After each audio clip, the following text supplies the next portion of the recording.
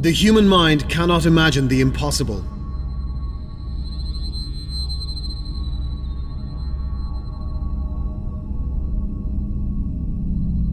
Today we are witnesses to and participants in what is not only the beginning of a new historical epoch, but also of a new critical stage of human development. This is unprecedented, at least since the beginning of the so-called civilized period of human history. What we considered science fiction of tomorrow is becoming an incredible reality today. The future has begun. This movie tells the story of the future. On the reach of the hand. The era of intelligent space. Life online awaits us. Every human and every object will spend every second of his or her life in the network, forming a global intelligent space, a huge social network. Biometric passports and IDs will appear, and then become physically implanted in the human body, serving as a wallet, credit access, driver's license, insurance, and later as a communication terminal. We will be able to manage our own property from any place on Earth. But not all we own shall we use all the time. The common perception of private property as something that we can physically possess will be replaced by systems of temporary, partial, or common property. To which system you belong will be as important as which corporation provides you with life support services. A corporation will care for your safety, monitor and maintain your health, the quality of food you buy, entertainment you enjoy, your education and employment will happen within this corporation should you lack the means to pay for being part of the system. The coming world is too complicated to preserve privacy and anonymity, and at the same time it is simple enough to make it possible for everyone to watch and survey everyone else. We will cross a threshold where we will all become willing participants in the reality show and will pay for the possibility to be offline. All paperwork will disappear and all social services will be outsourced to lifestyle corporations and be managed online. A bureaucracy in its present form will practically disappear too. State and government functions will be limited to control, lawmaking and law execution. Lawmaking and execution decisions will be first put online for people to vote on, opening the epoch of direct democracy. The traditional mass media will completely disappear. It will be replaced by choice of content systems which will become the new mass media. In fact, every individual will become a sort of mass media, him or herself. Cheap means of production, the omnipresent online and the possibility for anyone to directly broadcast themselves from any geographic location in real time. A huge network of non-professional correspondents. All of that will drastically change the way in which news is made. Soon the surfaces surrounding us will be transformed into a kind of publicity matrix. Using full knowledge of you, of your desires, tastes, hobbies, your way of life. Those matrices will offer you goods and services on the basis of this knowledge. It is also possible that you will be able to choose your goods and services only within the range proposed by your own lifestyle corporation. Producers of mobile phones and operating systems, postal services and social networks already know practically everything about everyone. Long-dead movie stars will be resurrected. Marilyn Monroe and Marlon Brando will again grace blockbusters on our screens. We'll listen to new songs by Elvis Presley and Michael Jackson. Real actors will be substituted more and more by virtuals. We ourselves will be able to participate in the creation of original films and games, ordering producers to implement our own scenarios, events and endings. Movies and computer games will merge to become one entity. Cinemas as we know them today will gradually become as rare as theaters did before finally disappearing. The emergence of new kinds of sport, as global as football, is inevitable and everyone will be able to participate in those games. A Cyber Olympic Games will take place alongside the traditional games, becoming globally popular over time. New technologies will allow us to receive video information in new ways. Image and sound quality will grow exponentially. A radical increase in data transfer speed and storage space will change our way of life. We shall be educated at home. Our whole life will be recorded. We shall have business meetings while staying in our beds. Our insurance companies will control our blood sugar levels. We shall attend birthdays of our friends while not leaving our living room chairs. A new stage in the life of humankind will start. An all-encompassing virtual reality. The world behind the looking glass. A new world. We often see it in movies. It is partially present already in our everyday life, but the moment when people will be able to fully submerge themselves into virtual reality is still to come. God will not rule and give orders. God will be a person who writes software code, determining algorithms of development, creating the environment. In fact, programmers are the gods of a new world. It is they who will create for us the endless succession of infinite virtual universes in which we can become what we want to be, live where we want to live, and do what we want to do without any limitations and restrictions. Just pay and live. Very soon the virtual surface of an average-sized town will fit in a shoebox or be stored in millions of computers. For example, while renting a small 3-square-meter room in a ghetto, you will be able to live in a beautiful castle on the seashore because a virtual reality will be significantly cheaper than a real thing.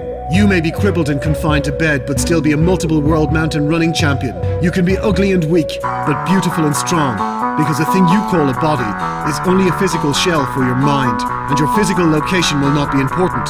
You can live in one place, but work, study, and receive medical treatment in different continents. By and large, a future world is a world without geography, borders, and nationalities. Instead, it is the world of countless groups and communities. The creation of new virtual worlds and emigration to those worlds will be one of the branches of man's evolution. More exactly, an involution, when tourism turns in upon itself. But let us come back to reality. All the above mentioned has yet to be constructed and serviced, and before arriving there we will have to overcome catastrophes, wars, and epidemics. Unfortunately, the worlds which surround us today will be with us for some time before moving away and clearing a space for our happiness in a virtual nirvana. Let's briefly look through some sectors. Energy. An enormous amount of energy will be necessary for all those technical marvels that will surround us. In the foreseeable future, hydrocarbons will be the main energy source, but gradually it will be replaced with renewable sources such as sunlight, wind, tides. More and more often waste materials will be used. But in the future, the main source of energy will come from safe, clean, unlimited energy of nuclear fusion. For the moment, controlled nuclear fusion is the only known process that can give to humankind enough energy to explore the solar system. But it is very important to diminish the expenses. That's why promoting energy saving and the rational use of energy sources, increasing energy effectiveness, will become one of the main ideologies of the future. Food. In the foreseeable future, the world will still be largely dependent on food. The rapidly growing demand for food as the result of population growth will be met with the mass production of genetically modified products, but those in their turn will be replaced with the synthetic food. The advancements in biochemistry will permit creation of printers, which will print products. In order to get an apple or a meatloaf, it will not be necessary to plant a tree or to raise beef cattle. It will be sufficient to fill in a special device with the organic raw materials, press a button and wait till it's ready. In 50 years, the human body will not need food in the present day sense, but rather it will need energy, which it will receive directly in one or another form through the existing communication networks. War. The war of the future is a permanent war. It goes on forever as an element of a global competition. This is a remote war of machines, information technologies, and software codes. The greatest warriors in this war are present-day gamers and programmers. Unmanned micro and macro devices will perform key military tasks absolutely imperceptibly. They will only be revealed when the struggle for enemy data acquisition or communications breakdown is achieved. Large-scale wars as we presently understand them will disappear, freeing other means to reach the goals. Future wars will be essentially a combination of covert operations and will be driven by technology. Medicine. Rapid advances in genetic technologies and transplantology will permit us to avoid many desires, to improve our genome, and significantly prolong our life. Powerful communication networks will permit remote monitoring of our health conditions. Online diagnostics, consulting, and medical checks will become a common practice, and new robotic technologies will make a remote surgery possible. Childbirth will not be so painful anymore, as new technologies will allow us grow a fetus outside of the mother's body. Aging organs and dying tissues will be replaced with the new ones, which will be grown from the genetic material of the patient. This will permit us to approach immortality, something we'll talk about later. Education. The possibility of instant remote access to all information and knowledge databases from any geographical location will lead to the global spread of homeschooling. Educational institutions' main function will be to control students' knowledge and issue diplomas instead of teaching and educating. Schools and universities as we know them today will gradually disappear.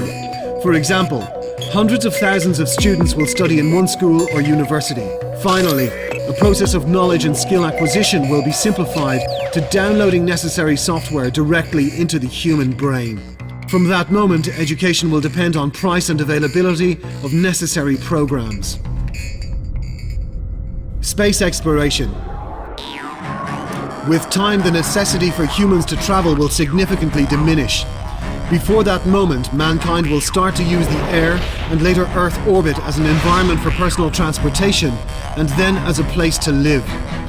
Human population increase will force people into the uninhabited areas in the north to inhabit the ocean, air, space, and finally, virtual reality will grow. Cities with a powerful microclimate, particularly independent from the outside environment, will be built. The concept of such cities will be used to build settlements on other planets. And finally, life in virtual reality will attract a dense concentration of the population and to limit the necessity to travel. Many cities will disappear. Geography will cease to matter. Geopolitics. The world remains a combination of national, political, social, and cultural limitations. We can also observe the ongoing process of influence redistribution between the world's regional powers and their strengthening. All those limitations will be removed and the world will finally become a gigantic Babylon with a single currency and language, a single political system controlled by the world government. Geopolitics will disappear. All nations, nationalities, and national consciousness itself will cease to exist without support. In global world conditions, state democracy and capitalism will be replaced by private corporations, which will later become states in and of themselves. But the possibility to choose a place to live, freedom from geography, independent energy and food sources will make humanity really independent, and Babylon will split up into millions of small states. The epoch of a new political geography will arrive. Empires will be created and fragment afterwards into smaller entities, then reappear and again split up. The pulsation of history.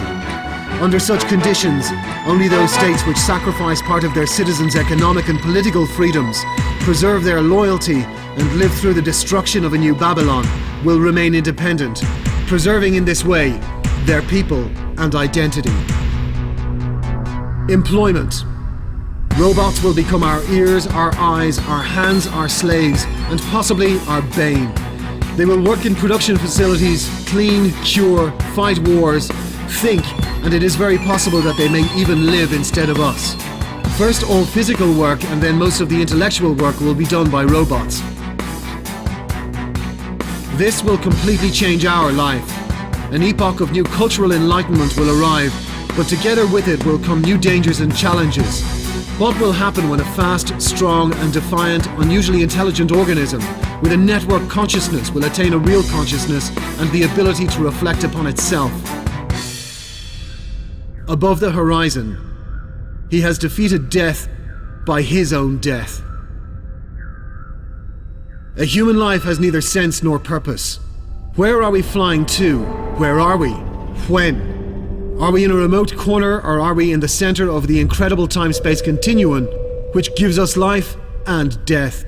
We do not know who created this illumination, nor when or why. We do not know, but we are absolutely confident we can know ourselves and the world around us, all the time discovering something new and through this, justifying our existence. Our bodies are weak. They quickly decompose, they are fragile. They need a favorable environment, not natural to most of the universe. Our mind is much stronger than our body, but it also has its limits.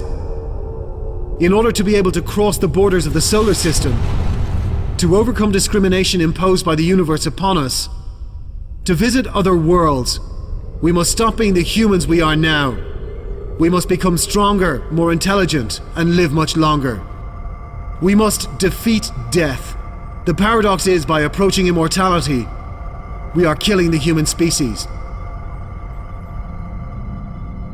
In the 21st century, we are going to make another step on the way to our evolution.